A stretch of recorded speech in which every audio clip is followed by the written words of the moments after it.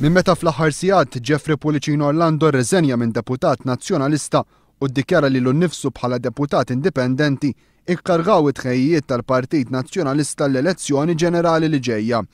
One News informat li wara l-laqgħa bejn il-Prim Ministru Lorenz Gonzi u Pulicino Orlando nhar il-ħamis, it-tim tal-kampanja elettorali tal-Partit Nazzjonalista mmexxi minn Austin Gatt ħa deċiżjoni biex fit-tmiem il-ġimgħa joħorġu l-bażijiet li fuqhom jintramaw il-billboards.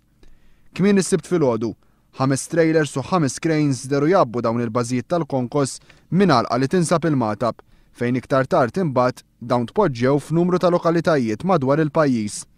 One News huwa informat li t-tema tal-ewwel billboard nazzjonalista se tkun l-impjiegi. Ix-xahar li għadda Transport Malta, li responsabbli politikament għaliha u għall-Ministru Austin Gatt, ippruvat tneħħi l-billboards lill Partit Laburista ilu ġimgħat li ħareġ fit-toroq bl-iskuża li dawn kienu qed jipperikolaw is-sigurtà tas-sewwieqa Maltin.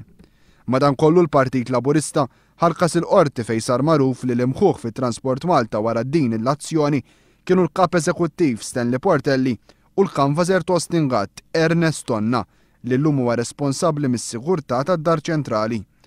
F'sentenza li tat il-qorti fit-22 ta' Ġunju li għadda ċaħdet it-talba tat-Transport Malta u sostniet li huwa dritt fundamentali ta' kull partit politiku li jwassal il-messaġġ politiku tiegħu.